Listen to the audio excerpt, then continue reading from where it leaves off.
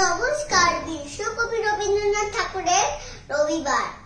সোমঙ্গল বুধের যেন আসে তাড়াতাড়ি, এদের রাতে বুঝি মস্তা করে। রবিবার সে কেন মাগো এমন দেরি করে? ধীরে ধীরে পৌঁছেছে সকল বাড়ি ঘরে। আকাশ পায় তার বাড়িতে, দূর কি সবার চেয়ে? সে বুঝি মা তোমার মতন গরিব ঘরের মেয়ে। সোমঙ্গল বুধের খেয়াল থাকবার জন্যে বাড়ি ফেরার দিকে ওদের একটু মন নেই। রবিবারকে কি যেমন ভীষণ তাড়া করে, ঘন্টাগুলো বাজার জন্য 8 ঘন্টা পরে। আকাশ হয় বাড়িতে রাত, কাঁদেছে সবচেয়ে। সে বুঝি বা তোমার মতো গরিব ঘরের মেয়ে।